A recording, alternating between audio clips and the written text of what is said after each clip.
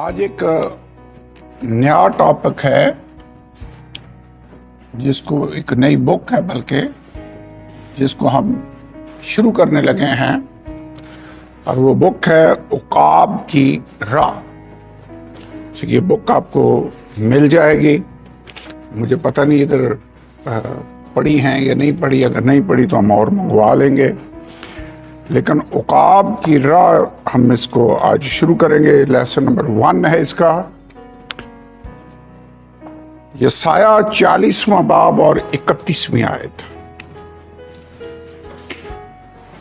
यशाया 40वां बाब आयत नंबर 31। अगर बाइबल है तो आइए खोलें इसको और इसको पढ़ते हैं। यशाया की किताब 40वां बाब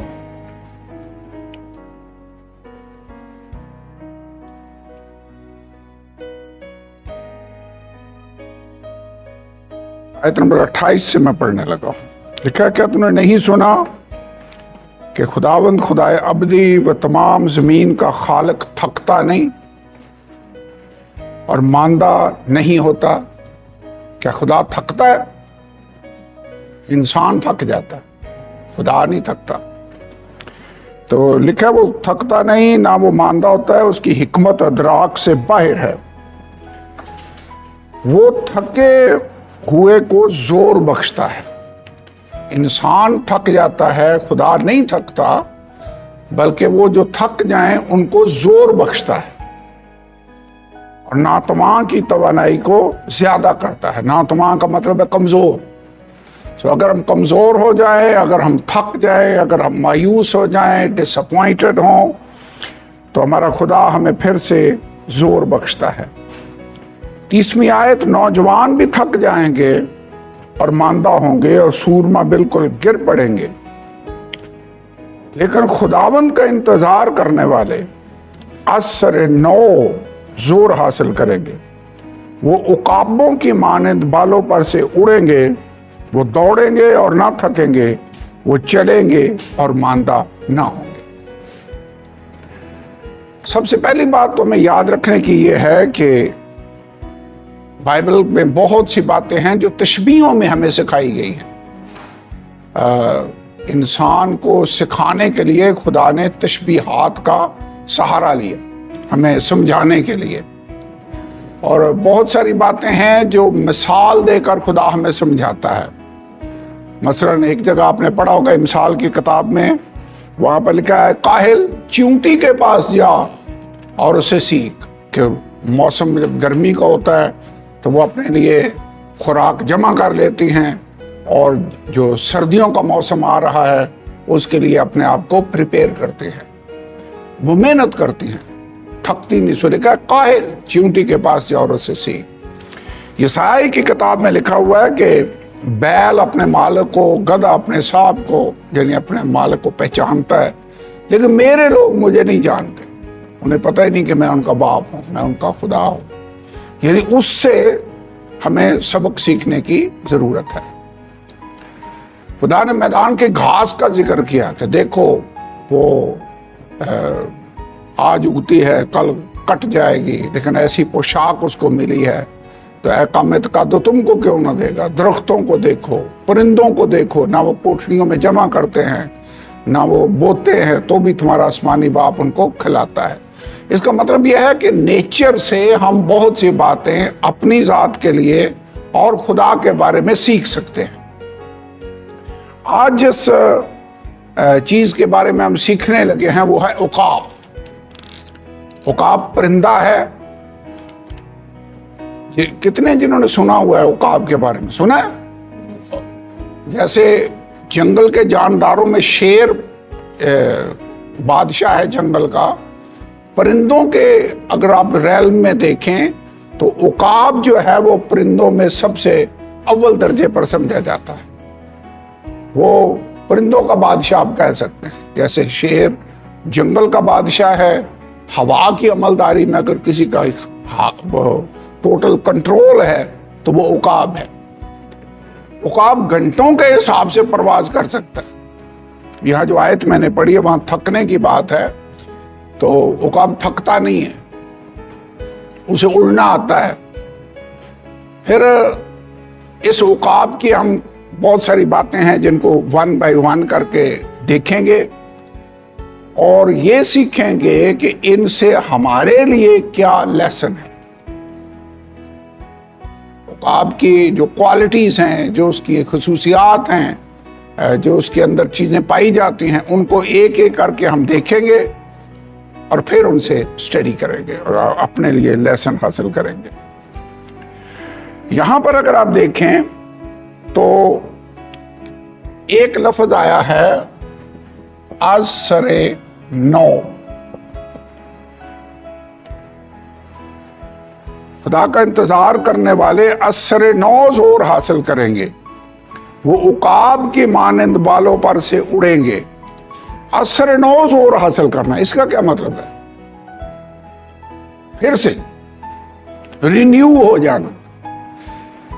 जैसे दुनिया में चलते हुए कितनी दफा हम थक जाते हैं, कितनी दफा हम समझते हैं कि हो ये अब तो मेरे अंदर एनर्जी नहीं रही, फिर आप बैठते हैं, शायद पानी पिए, कोई जूस पिए, फिर आप देखेंगे आपकी बॉडी में फिर से एनर्जी आ जाती है, आप बहाल हो जाते हैं।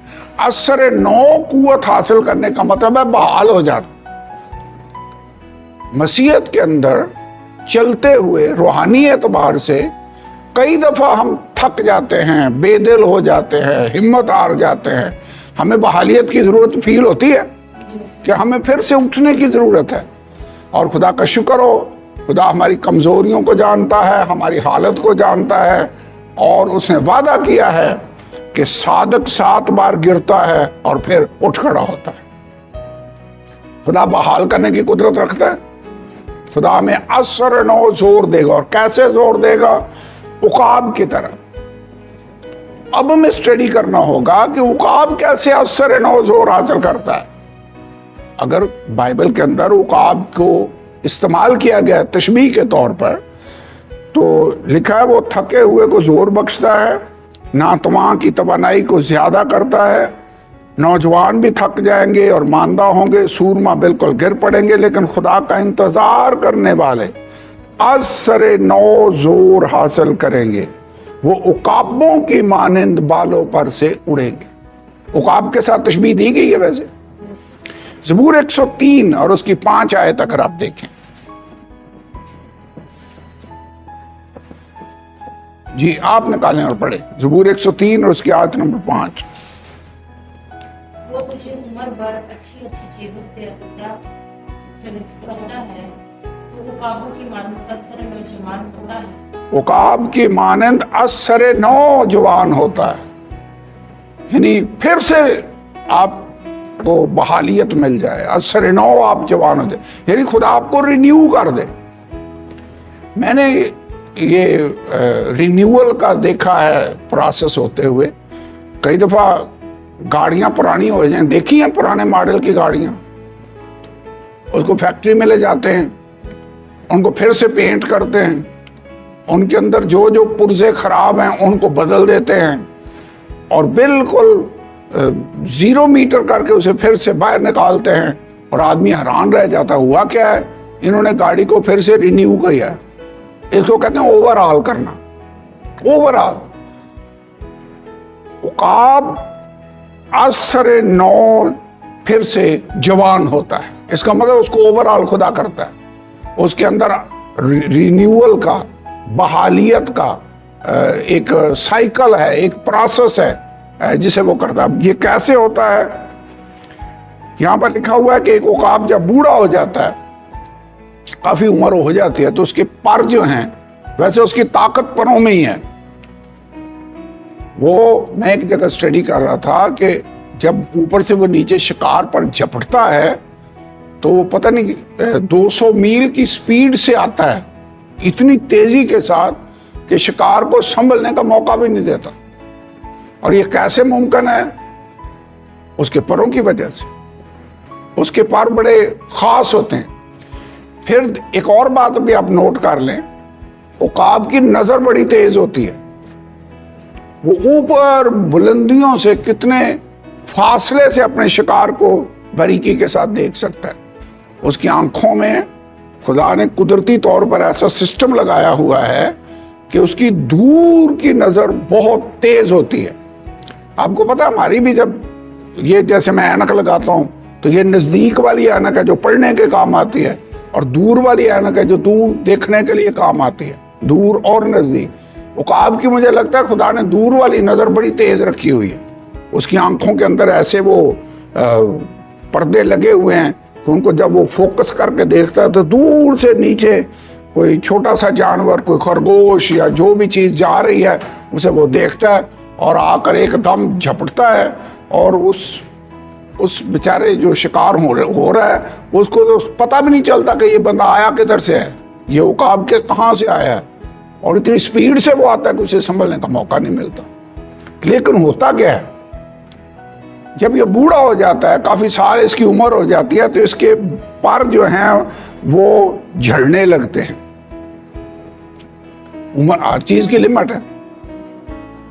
हम पाकिस्तानी तो ये चाहते हैं ना, जो एक दफ़ा चीज़ हम ले लें वो सारी उम्र ख़राब ही ना हो, लेकिन हर चीज़ की एक उम्र होती है, एक मियाद होती है। गाड़ी की मियाद है, पुर्ज़ों की मियाद है। जैसे मेरा AC ये ख़राब हो गया है, इसके अंदर एक मोटर है जो फ़ैन को चलाती है। अब 15-20 साल के बाद उसका हक तो बनता है कि ख़राब हो उसकी उम्र है, उसकी मियाद है। इंसान की भी लिमिट है, उसकी भी उम्र है, उसकी हद है। उकाब वो इतना स्ट्रांग है, लेकिन जब जो उसकी उम्र हो जाती है तो उसके पर झड़ना शुरू हो जाते हैं, चोंच जो है वो टूट जाती है, पंजे जो हैं उनके जो नाखून आगे होते हैं जो हथियार के तौर पर उसे इस्तेमाल करता है, वो भी जब बढ़ जाते हैं नाखून, तो वो चीज़ों को कैच उस तरह से नहीं कर सकते जैसे उकाब चाहता है। वैसे आपने कभी तजर्बा किया, नाखून बढ़ जाएं तो चीज़ों को पकड़ना मुश्किल हो जाएगा। कई मैंने लड़कियों को देखा, उनको प्रॉब्लम होती है ये नाखून बड़े करने की, और अगर उनको टाइप करना पड़े तो उनके लिए मुश्किल बनी होती है। नाखून बड़े प्रॉब्लम है, उकाब के लिए भी प्रॉब्लम है। जब नाखून बढ़ जाएं एक हद से तो वो पकड़ने के बजाय फिर पकड़ने में रुकावट बन जाते हैं, तो उसके जो नाखून है वो बढ़ जाते हैं, उसकी गिरफ्त चीज़ों पर कम हो जाती है, पर झड़ना शुरू हो जाता है। चोंच जो है, जो चोंच भी उसका बहुत बड़ा हथियार है। आपको पता, किसी चीज़ को अटैक करता है तो वो चोंच मार कर उसको जख्मी करता है अपने शिकार को। तो अब वो हस्बे मामूल परवाज नहीं कर सकता क्योंकि पर कमज़ोर हो गए। मजबूत पंजों से शिकार को गिरफ्त में नहीं ले सकता, मजबूत चोंच से शिकार की चीर फाड़ नहीं कर सकता। अब क्या करे उकाब बेचारा, क्या करेगा? अब मेरी बात को गौर से सुनना है, ठीक है? जोहेल, आपने भी मोबाइल को छोड़ दें, मेरी तरफ देखें, ठीक है? उकाब क्या करेगा? अब उसकी वो ताकत नहीं रही जो पहले होती थी, परवाज की वो स्पीड नहीं रही, अब बुलंदियों पर वैसे जा नहीं सकता, चोंच में भी वो पावर नहीं है, पंजों में वो पावर नहीं है, पर वैसे नहीं है। क्या करेगा? उसके अंदर का उकाब कहता है कि बुलंद पहाड़ों पर जाकर गार में पनाह ले। आपको पता है ये उकाब हैं, ये नीचे नहीं रहते, ये बुलंदियों पर रहते हैं, पहाड़ों पर रहते हैं। इल्लामा इकबाल ने भी नहीं कहा कि नहीं तेरा मस्कन, उसके जो गुम्बद हैं उनको, उन पर तेरा मस्कन नहीं है, ये तो वहां तो कबूतर रहते हैं, ठीक है? तू है शाहीन बसेरा कर पहाड़ों की चट्टानों पर, यानी तेरा निशेमन ये गुम्बदों के ऊपर रहना नहीं है, तेरी मंजिल कौन सी है? तू बुलंदियों पर रहेगा। आपको पता है, अगर उकाब के साथ कलीसिया को, ईमानदारों को तशबीह दी गई है, तो हमारा भी मुकाम इस दुनिया की पस्तियों में रहने का नहीं है। खुदा ने हमें आसमानी मुकामों पर बैठने के लिए बनाया है। ये बात खास तौर पर याद रखें, खुदा ने हमें पस्तियों में रहने के लिए नहीं बनाया, खुदा हमें बुलंदियों पर लेकर जाना चाहता है। आसमानी मुकामों का, हेवनली प्लेसेस का जिक्र है। आयत पढ़ना चाहें तो मैं आपको बता सकता हूँ, इफ्सियों के खत को जब हम स्टडी कर रहे थे तो हेवनली प्लेसेस का हमने मुतालिया किया। खुदा हमें आसमानी मुकामों में बिठाना चाहता है। इफ्सियों पहला बाब उसकी आयत नंबर 3। हमारे खुदावंद यीशु मसीह के खुदा और बाप की हमद हो, जिसने हमको मसीह में आसमानी मुकामों पर हर तरह की रूहानी बरकत बख्शी है। इन हेवनली प्लेसेस रूहानी बरकतें खुदा में देकर कहां रखना चाहता है? नीचे बुलंदियों पर लेकर जाना चाहता है, आसमानी मुकामों पर बिठाना चाहता है। तो कहना मैं ये चाहता हूं, जैसे उकाब बुलंदियों पर रहने के लिए बना है, हमें भी खुदा ने आसमानी मुकामों में अबलीस और उसकी जो बादशाही है उसको कॉन्कर करने के लिए पैदा किया है, नीचे रहने के लिए नहीं पैदा किया। लेकिन कई दफा हमें एहसास ही नहीं होता कि हम हैं कौन। हम खुदाबंद यीशु मसीह के उकाब हैं। हमने उड़ना सीखना होगा, हमने अबलीस को शिकार करना सीखना होगा, अपने फ्लैश को काबू करना सीखना होगा, और जैसे उकाब अपने आप को रिन्यू करता है, हमने अपने आप को फिर से बहाल करना सीखना होगा। तो उकाब की मानंद असर नौजवान होता है। ज़बूर 103 और उसकी 5 आयत में क्या लिखा है? वो तुझे उम्र भर अच्छी अच्छी चीजों से आसूदा करता है, तो उकाब की मानंद असर नौजवान होता है। यानी बंदा ऐसी है जैसे 60 साल का हो और वो फिर से जवान हो जाए, ऐसे ही असर नौ फिर से। कैसे ये होता है? इसका प्रोसेस है। इसका प्रोसेस ये है कि वो ऊपर चट्टानों पर चला जाता है और वहां कोई चट्टान तलाश करता है और अपनी चूंच को उस चट्टान के साथ रगड़ता है, अपनी चूंच के साथ उन परों को मार मार कर निकालता है। बाद जब वो ऐसा करता है, जो नाखून बड़े हैं उनको वो काट रहा होता है। जब वो ये करता है तो तकलीफ तो होती है, खून भी बहता होगा, लेकिन वो जानता है कि जब ये पर उखड़ जाएंगे उनकी जगह नए पर निकल आएंगे। नाखून जब कट जाएंगे तो फिर में उसके पंजे फिर से शिकार करने की पोजीशन में आ जाएंगे, चोंच रगड़ रगड़ कर फिर से तेज हो जाएगी। और ये काफी देर का प्रोसेस है। यहाँ पर बुक में लिखा हुआ है कि वहां उस गार में वो पत्थरों पर अपनी चोंच और पंजे रगड़ता है, परों को उखाड़ता रहता है, यहाँ तक कि सब कुछ खत्म हो जाता है। इस दौरान ना वो कुछ खाता है ना पीता है, यानी ऐसे जैसे रोजे में ठहरा हुआ है, रोजे की हालत में। ये दुख भरा तजर्बा है। वो वेट करता है क्योंकि वो जानता है कि उसके पार, चोंच और पंजे एक बार फिर बढ़ेंगे और नॉर्मल हालत में आ जाएंगे। जब ये इंतजार की घड़ियां खत्म होगी, पता नहीं महीना लगता है, 2 हफ्ते लगते हैं, मुझे नहीं पता कितना टाइम लगता है, लेकिन इस प्रोसेस में से गुजरने के बाद बाइबल कहती है तो उकाब के मानंद असर नौजवान होता है।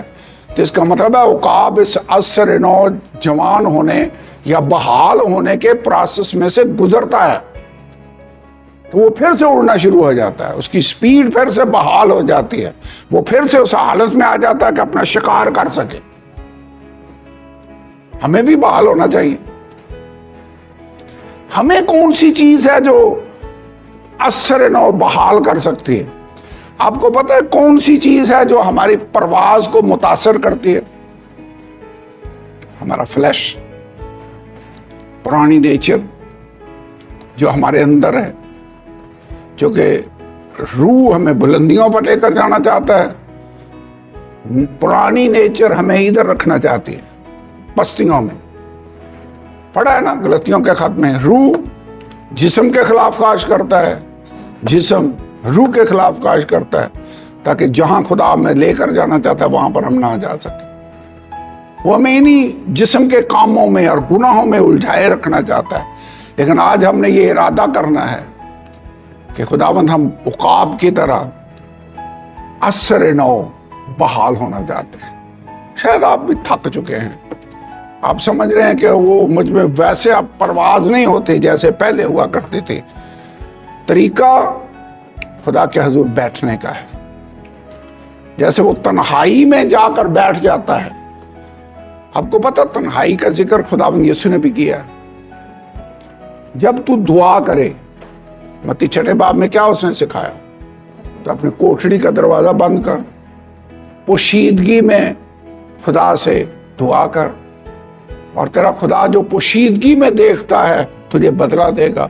वहां पर खैरात का जिक्र है, वो भी आपके और खुदा के दरमियान मामला होना चाहिए।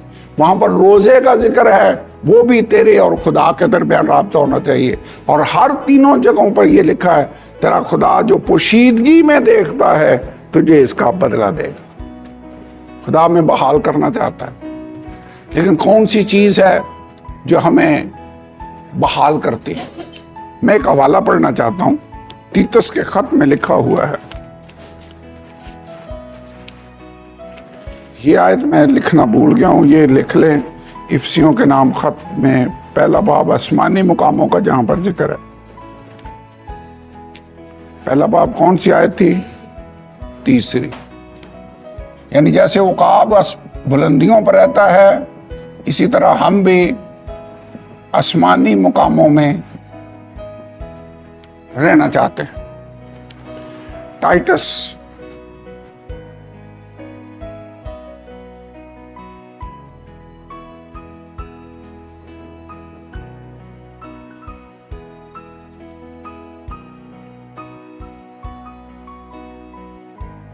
तीतस 3 बाब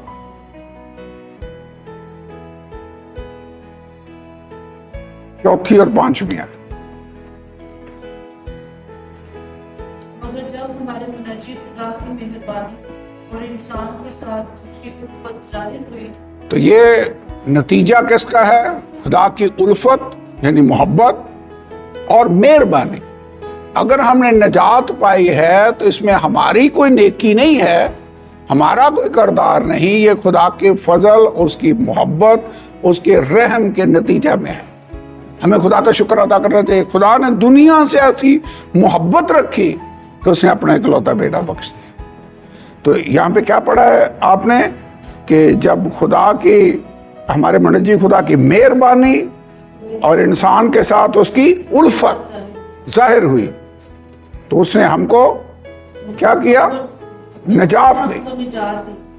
मगर रास्तबाजी के कामों के सबब से नहीं जो हमने खुद किए, बल्कि अपनी रहमत के मुताबिक नई पैदाइश के गुस्ल और रूह कुदस के से हमें नया बनाने के वसीला से। अब यहाँ पर खुदा ने हमें निजात दी। कैसे निजात दी? नई पैदाइश के गुस्ल। वैसे नई पैदाइश में गुस्ल कब होता है? जब बपतिस्मा लेते हैं। नई पैदाइश का गुस्ल जब तक कोई आदमी पानी या रूह से पैदा ना हो, आसमान के बादशाह में दाखिल नहीं हो सकता। याद है यूहन्ना 3 बाब में खुदावंद यीशु ने फरमाया नई पैदाइश में पानी कहां पर इन्वॉल्व होता है? पानी के बपतिस्मा में। तो उसने हमें निजात दी। सो बपतिस्मा निजात का स्टेप है। कैसे दी? रास्तबाजी के कामों के सबब से नहीं जो हमने खुद किए, बल्कि अपनी रहमत के मुताबिक नई पैदाइश के गुस्ल। और आगे लिखा है रूह कुदस के हमें नया बनाने के वसीला से। अंग्रेजी में लिखा है renewing of the Holi ghost.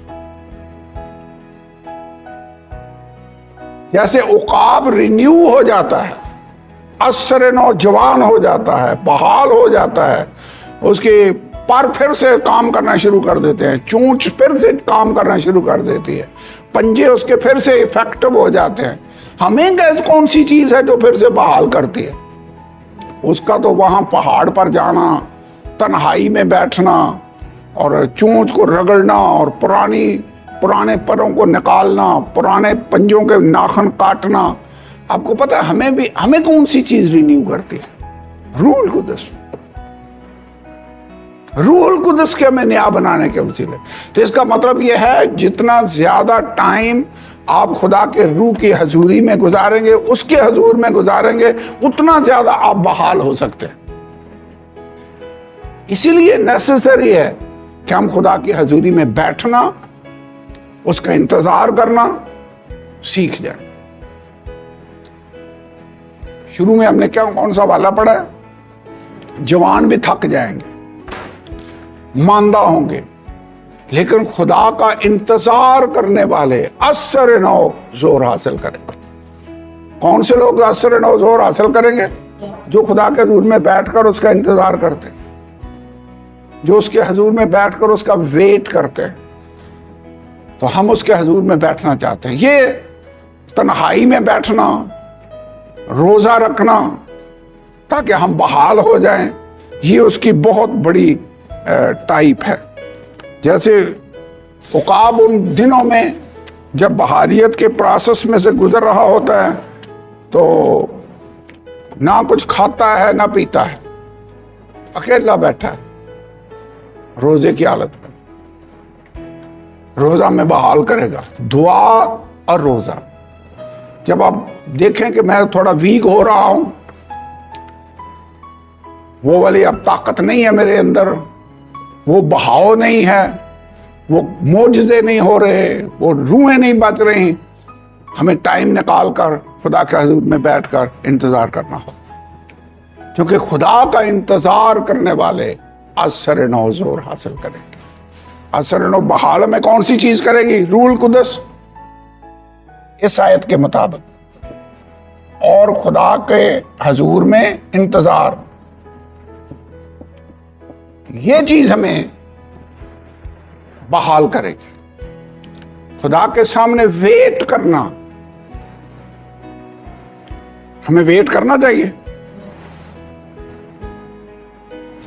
क्योंकि जैसे उसके आगे रुकावटें हैं, हमारी जिंदगी में भी रुकावटें हैं।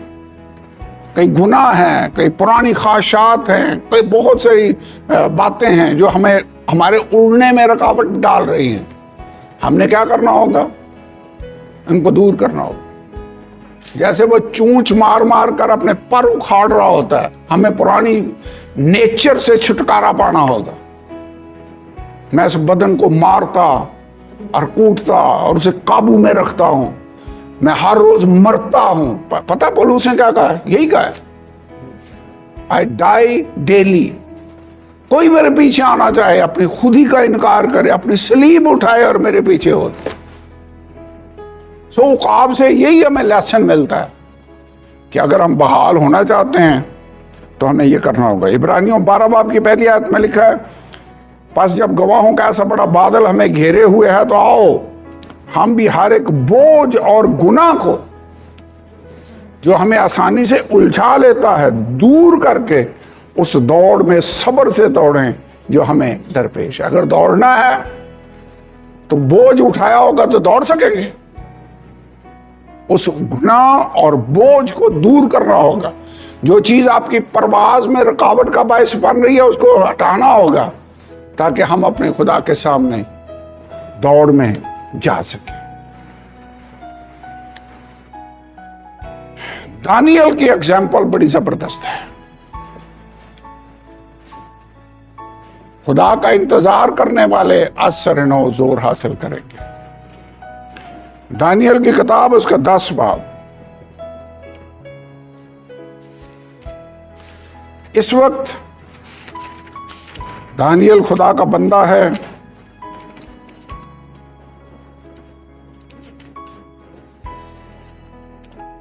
उम्र इसकी 90 साल है, 90 years old। आप में से कोई 90 साल का है? 90 साल का बंदा हो जाए तो उसके लिए कई दफा उठना बैठने से मुश्किल होता है, लेकिन दानियल ऐसा नहीं है।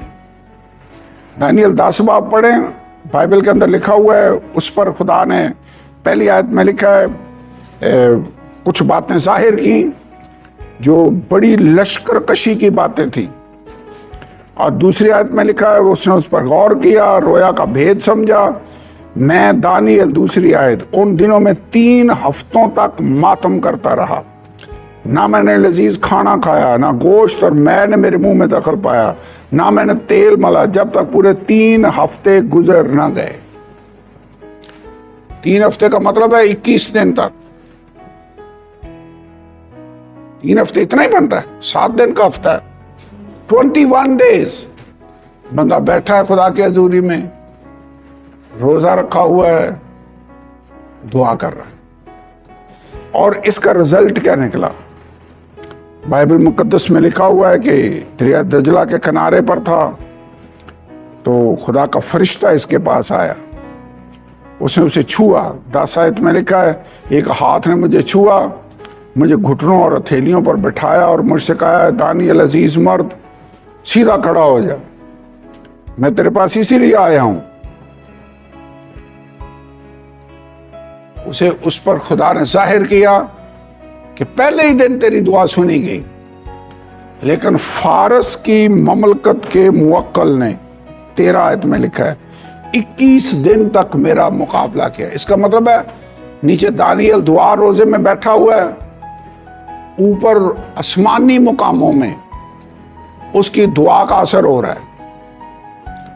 फारस की ममलकत का मुवक्किल, वो इब्लीस का प्रिंस जो उस हुकूमत को कंट्रोल कर रहा था। आपको पता इब्लीस की बाकायदा हुकूमत है इस दुनिया के अंदर, हर मुल्क का सरबराह है, हर एरिया का इंचार्ज है। बाइबल के अंदर इफ्सियों के खत में लिखा है, हम गोश्त और खून के खिलाफ नहीं लड़ते, यानी इंसानों के खिलाफ नहीं लड़ते, बल्कि हुकूमत वालों, इख्तियार वालों, तारीकी के हाकमों और शरारत की उन रूहानी फौजों के खिलाफ जो आसमानी मकामों में। यहाँ पर अथॉरिटी के 4 लेवल्स हैं जिनका जिक्र किया गया। हाकम गोश्त और खून के खिलाफ नहीं लड़ते, बल्कि हुकूमत वाले, इख्तियार वाले, नंबर 2 हाकम, तारीकी के हाकम और शरारत की फौजें। जैसे आम हुकूमत में होता है ना, सबसे लोअर लेवल पर फौजी हैं, सिपाही हैं, शरारत की फौजी हैं, फिर उनके ऊपर इंचार्ज होते हैं, कोई कैप्टन है, कोई मेजर है, इख्तियार वाले जो अथॉरिटी रखते हैं, फिर उनके ऊपर हैं जो शायद कंट्री लेवल पर इख्तियार रखते हैं, सूबों के लेवल पर इख्तियार रखते हैं, और फिर सबसे ऊपर इब्लीस खुद है जो इख्तियार रखे हुए हैं। सो दरअसल हमारी जंग इब्लीस और उसकी कुव्वतों के खिलाफ है। इब्लीस गिराया हुआ फरिश्ता है, लेकिन हमारे लिए पता तसल्ली की बात क्या है? 3 फरिश्ते उसके साथ आसमान से गिराए गए, 2/3 हमारी हमायत के लिए मौजूद है। सो हमें इब्लीस से डरने की जरूरत है। फिर भी अगर इब्लीस पूरी पावर फोर्स भी ले आए तो उसके पास अगर 33 फरिश्ते हैं तो 66 फरिश्ते तो हमारी हमायत में लड़ने के लिए तैयार। आपको पता है खुदा ने हमारी हिफाजत के लिए फरिश्ते मुकर्रर किए हुए। कहाँ लिखा है? ज़बूर की किताब में लिखा है, खुदा से डरने वालों की चारों तरफ उसका फरिश्ता खैमाजन होता है और उनको बचाता है। कुछ फरिश्ते हैं जो पैगाम लेकर आते हैं, जिनका इंचार्ज जब्राइल है। मसलन यूसुफ के पास, मुकद्दसा मरियम के पास जब्राइल फरिश्ता आया, और भी कई जगहों पर जब्राइल, यहां पर भी जब्राइल आया।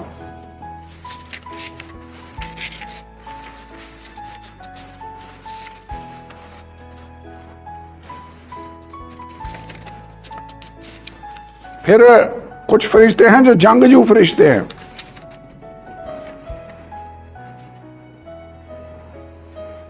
सो दानियल के पास, ये जब्राइल का अगर आप रोल पढ़ें तो दानियल के पास जब्राइल फरिश्ता आया। इसके बाद लिखा हुआ है मुकद्दसा मरियम के पास कौन सा फरिश्ता आया?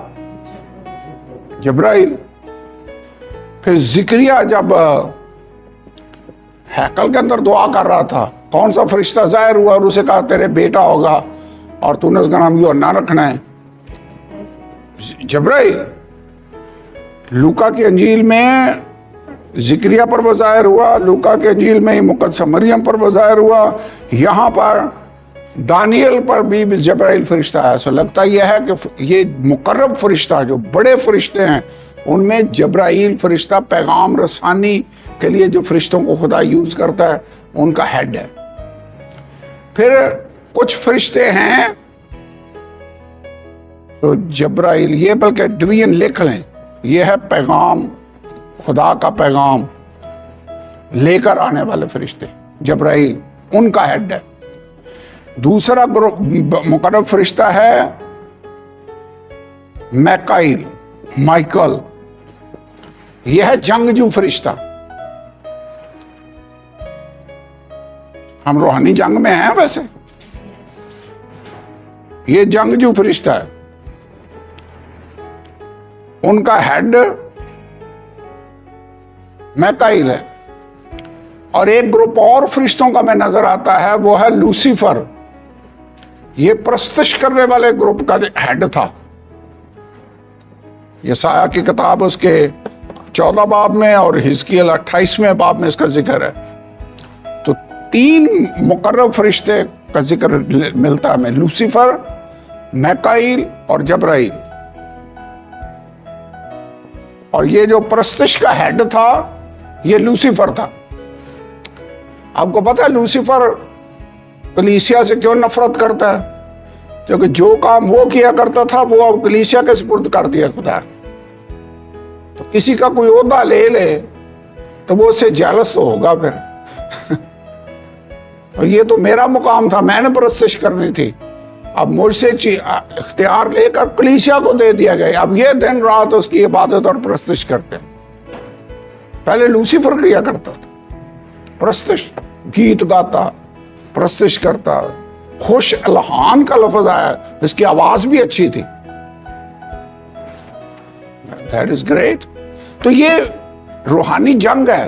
कहना मैं ये चाहता हूं, जब आप दानियल की तरह दुआ और रोजे में बैठते हैं तो जैसे वहां पर मैंने जिक्र मिलता है कि मैं फारस की ममलकत का मुअक्कल उसका रास्ता रोके हुए है, लेकिन दानियल जब दुआ करता रहा तो खुदा ने मैकाइल को भेजा और उसने आकर उसको शिकस्त दी और वो जवाब लेकर फरिश्ता यहां पर आया। तो रूहानी आसमानी मुकामों में, रूहानी जंग में अगर हम फतह पाना चाहते हैं, रिन्यू होना चाहते हैं, खुदा का काम बढ़ते हुए देखना चाहते हैं, तो हमें वो तरीका इख्तियार करना होगा जो उकाब असर नौजोर हासिल करने के लिए करता है। तन्हाई में खुदा के सामने बैठना, उसके तालब होना, उसकी कुव्वत को मांगना कि खुदा मुझे बहाल कर, मैं तेरे लिए बहाल होना चाहता हूं। यह काम दुआ और रोजे के जरिया से होगा। समझ आ रही है? एक हवाला और पढ़ते हैं, यशायाह 58 बाब।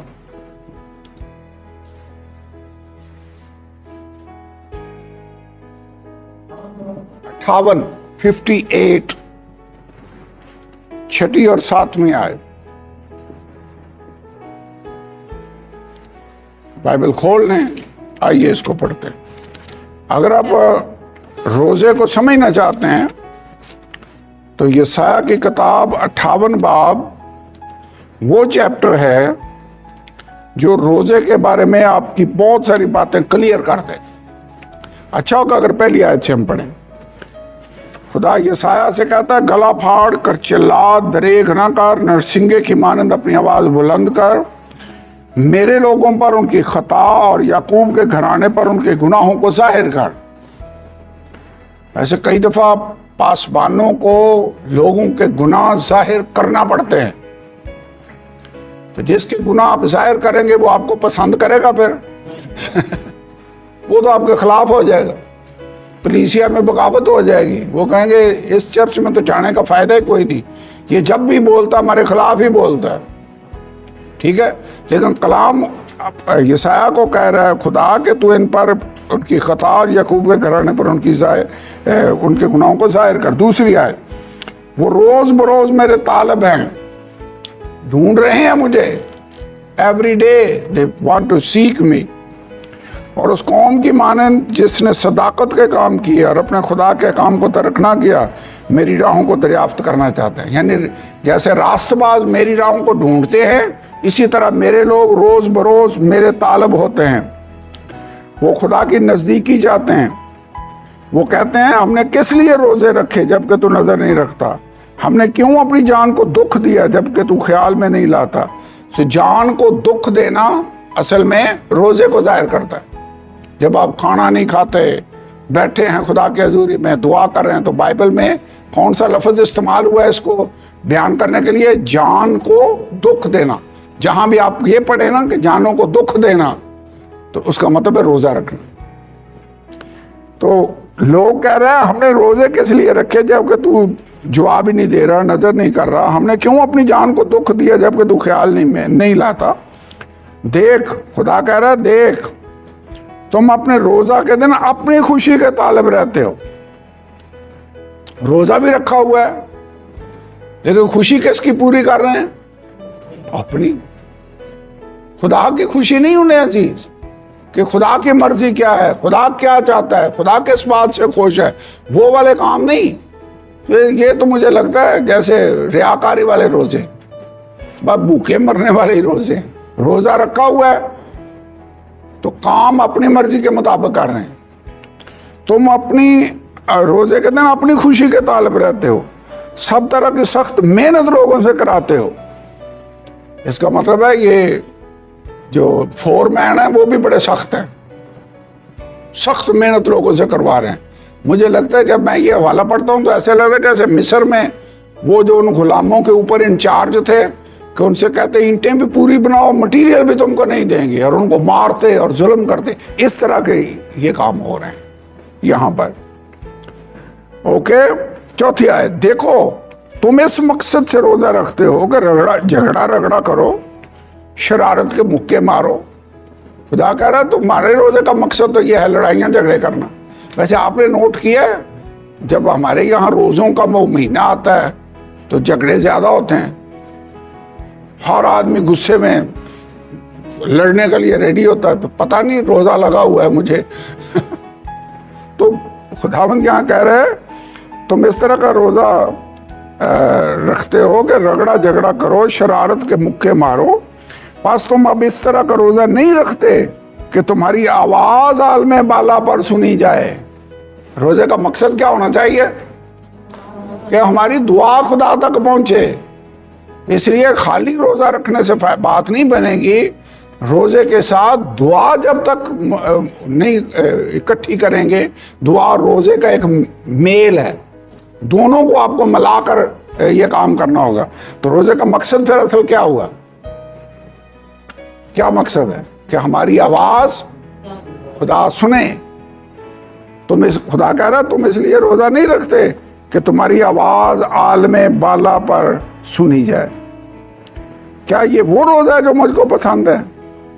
खुदा कह रहा क्या मुझे ऐसे रोज़े पसंद है कि जिसमें तुम अपनी मर्जी पूरी करो, रगड़ा झगड़ा करो, लड़ाइयाँ करो और सख्त मेहनत लोगों से करवा रहे हो, यानी लोगों पर जुल्म और सितम कर रहे हो। आगे लिखा है ऐसा दिन कि उसमें आदमी अपनी जान को दुख दे और अपने सर को झाव की तरह झुकाए और अपने नीचे टाट और राख बिछाए। क्या तू इसको रोज़ा और ऐसा दिन कहेगा जो खुदा का मकबूल हो? कहता बंदा जिसमें से भूखा ही मार रहा हो, अपनी जान को दुख दे रहा हो, सर झुकाया हुआ है, परेशान बैठा हुआ है, कहता मैं ऐसे रोज़े से खुश नहीं। क्या ऐसा रोज़ा है जो खुदा का मकबूल होगा? छठी आयत, क्या वो रोज़ा जो मैं चाहता हूं, ये नहीं कि जुल्म की जंजीरें तोड़ें।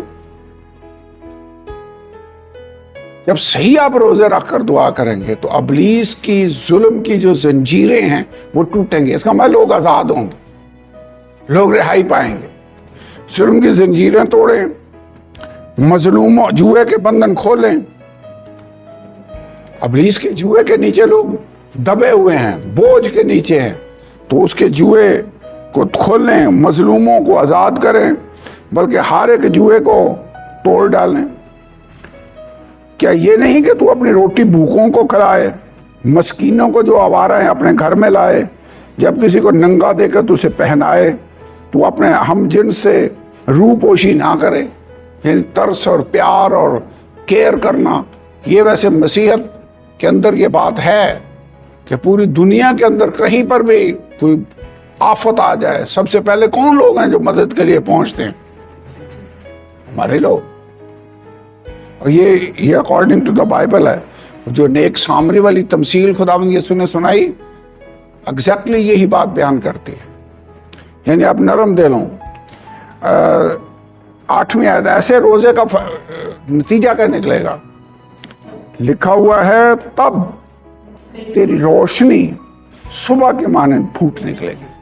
यानी तेरी, वैसे यीशु ने कहा नहीं तुम्हारी रोशनी आदमियों के सामने चमके, तो ये कैसे होगा? जितना ज्यादा हम खुदा के क्लोज होंगे दुआ और रोजे के जरिया से, उतनी ज्यादा हमारी रोशनी आदमियों के सामने चमकेगी। तेरी रोशनी ऐसे रोजे से क्या होगा? सुबह की मानंद फूट निकलेगी और तेरी सेहत की तरक्की जल्द जाहिर होगी, लोगों को शिफा भी मिलेगी। ऐसे दुआ और रोजे के नतीजा में लोगों को शिफा मिलेगी, तुम्हारी रोशनी फूट कर निकलेगी। आगे लिखा है तेरी सदाकत तेरी हरावल होगी, यानी पहले से ज्यादा तो रास्तबाज बनेगा। इसका मतलब है रोजा असल में हमें बदलेगा। कुछ लोगों का ख्याल है ये बड़ी खास बात है, कुछ लोगों का ख्याल है कि शायद जैसे भूख हड़ताल करके लोग हुकूमत को नहीं मजबूर करते कि हमारा मुतालबा मान लें। कुछ लोग समझते हैं रोजा भी ऐसे ही है कि हम भूखे बैठे हैं खुदा के सामने और शायद अपने इस रोजे की वजह से हम खुदा को मजबूर कर लेंगे कि जो मैं चाहता हूं वो हो जाए। रोजा अपनी ख्वाहिशें पूरी करने के लिए खुदा को मजबूर करने का नाम नहीं है। रोजा असल में खुदा को बदलेगा नहीं, हमें बदलेगा। हम खुदा की मर्जी के मुताबिक ढलेंगे, हम चेंज होंगे कि खुदावन तेरी क्या मर्जी है वो तेरी मर्जी पूरी हो। लेकिन तेरी सदाकत तेरा हरावल होगी, हरावल होगी ये तेरे आगे आगे चलेगी।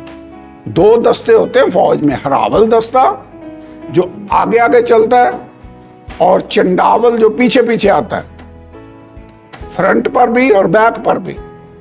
ये हरावल और चंडावल ये जब फौजें मार्च करती हैं तो ये दस्ते होते थे।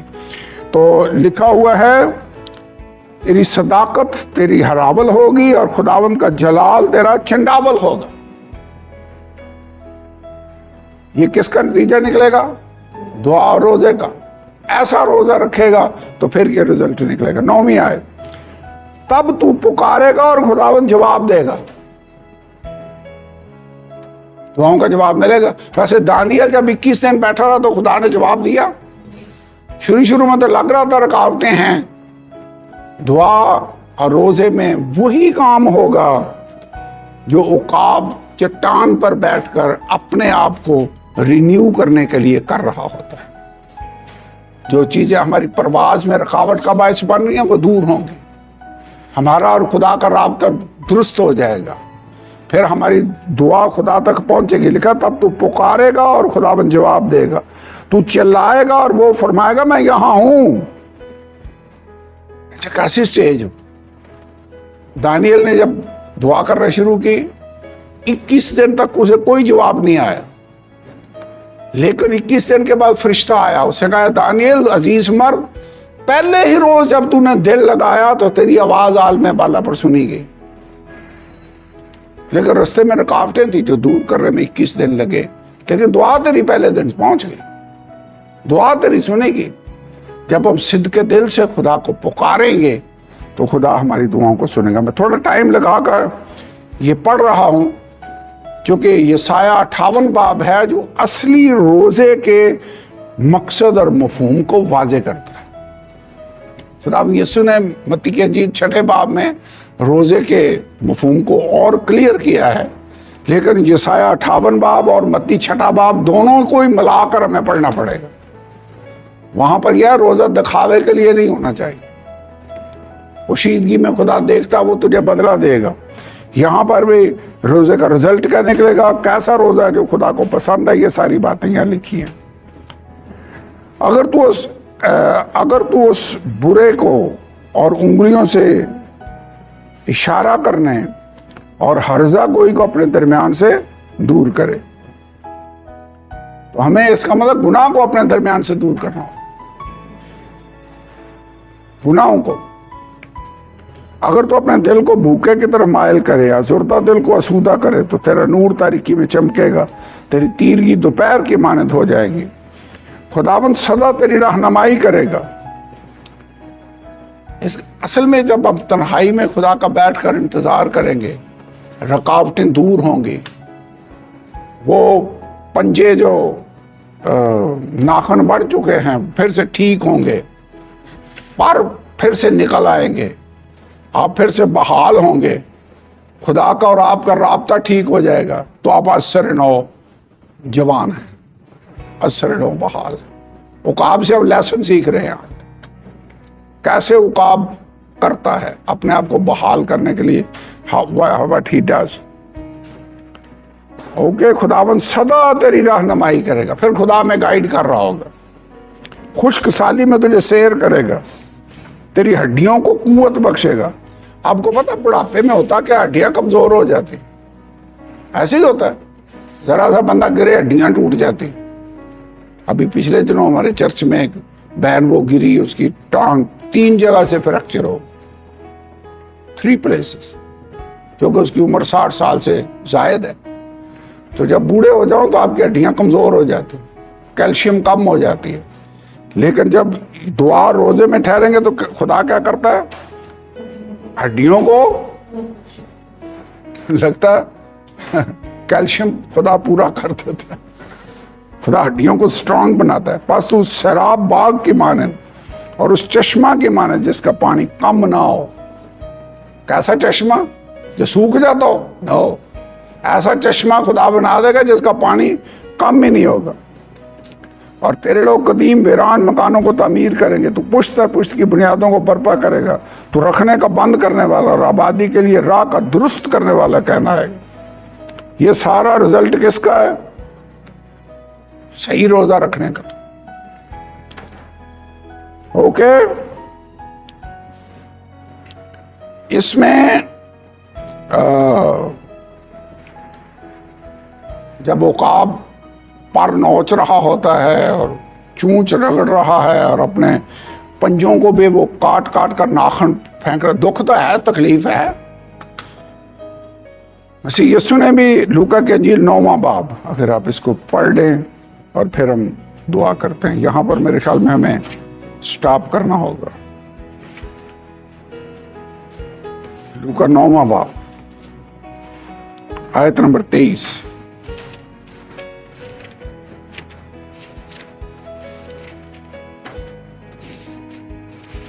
और उसने सबसे कहा, अगर तू मेरे पीछे आना चाहे, अपनी खुदी से इनकार करे। वैसे ये जो बात यीशु ने कही है सिर्फ 12 शागिर्दों से कही या मेरे और आप से भी कही है? कितने लोगों से कहा उसने? उसने सब से कहा, तो सब में मैं और आप भी शामिल हैं। ये मैसेज सिर्फ 12 के लिए नहीं था या 70 के लिए नहीं है। और उसने सबसे कहा, अगर कोई मेरे पीछे आना चाहे तो अपनी खुदी से इनकार करे। Self denial. आपको पता है फ्लैश, पुरानी नेचर, जिस्म, इसको हमें मारना होगा, इसको मसलूब करना होगा। इसी को खुदी कहा गया है, खुदी का इनकार करना। हर रोज अपनी सलीब उठाना। हर रोज सलीब उठाने का मतलब है पुरानी ख्वाहिशों का इनकार करना, मर जाना। जैसे पौलुस कहता है, मैं मसीह के साथ मसलूब हुआ हूँ, अब मैं जिंदा ना रहा बल्कि मसीह मुझ में जिंदा है, और अब मैं जो जिंदगी गुजारता हूँ तो खुदा के बेटे पर ईमान लाने के वसीला से गुजारता हूँ। तो सलीब उठाए और मेरे पीछे हो ले, क्योंकि जो कोई अपनी जान बचाना चाहे वो उसे खोएगा, जो कोई मेरी खातिर अपनी जान खोए वही उसे पाएगा। है तो तकलीफ दे बात, सलीब उठाना, खुदी का इनकार करना, लेकिन उकाब यही स्टेप्स उठाकर अपने आप को फिर से बहाल कर लेता है। तो आप भी बहाल होना चाहते हैं? बहाल होना चाहते हैं? ये बात याद रखनी है। चलते हुए अक्सर आप अपने आप को वीक फील करेंगे। हर चीज की लिमिट है ना। आपका जिस्म भी चलते चलते आप थक जाएंगे, डिसअपॉइंट होंगे, बेदिल हो जाएंगे, और फिर कैसे आदमी अपने आप को फिर से बहाल करे? जैसे फिजिकली हम करते हैं, बैठें, थोड़ी देर आराम करें, पानी शानी पिए, खाना खाएं, आपकी एनर्जी फिर से बहाल हो जाएगी। लेकिन यहाँ पर तो जो चीज़ हमें बहाल करेगी वो खुदा का रूह है, खुदा का कलाम है, जो हमारी ग़िज़ा है, ये हमें फिर से रिन्यू करेगा और हम फिर से नई ताकत, नया जोर पाकर फिर से उड़ना शुरू कर देते। आइए खड़े हों, खुदा की हजूरी में हम दुआ करें। और आज जो बातें हमने सीखी हैं, शायद आज आपके काम ना आए, आप समझें कि हो मेरे ये किस काम का, लेकिन अगर यीशु के साथ आप चल रहे हैं तो ऐसी स्टेजेस आएंगी जब आप फील करेंगे कि मुझे फिर से बहाल होने की जरूरत है। अब मैं वो ताकत फील नहीं कर रहा जो 5 साल पहले करता था या पिछले हफ्ते में था। I am feeling a little low. Formula क्या है? जाकर खुदा की हजूरी में बैठ जाए। हमने क्या पढ़ा है यशायाह की किताब में? इसराइल का खालक थकता नहीं, ना वो मांदा होता है। जवान भी चलेंगे और मांदा होंगे, सूरमा बिल्कुल गिर पड़ेंगे, थक जाएंगे, लेकिन खुदा का इंतजार करने वाले असर नौ जोर हासिल करेंगे, वो बहाल हो जाएंगे। तो अगर ऐसी स्टेज आ जाए जिंदगी में तो क्या करना है? बाकी काम थोड़े से साइड पर करके मसरूफियत खुदा की हजूरी में बैठ जाएं और कहें खुदावंद मुझे बहाल कर दे। जैसे उकाब अपने आप को फिर से बहाल करता है, खुदावंद तूने बहालियत का वादा किया है और ये जरूरी है, इसके बगैर बात नहीं बनेगी। इवन दुनियावी तौर पर भी लोग कहते हैं कि 6 दिन काम करते हैं, 7वां दिन आपको रेस्ट करने की जरूरत है, रिन्यू होने की, ताकि ताज़ा दम होकर मंडे को फिर काम पर आ जाए। हमें भी बीच में रिन्यू होने की जरूरत है, लेकिन हमारी रिन्यूअल रूहानी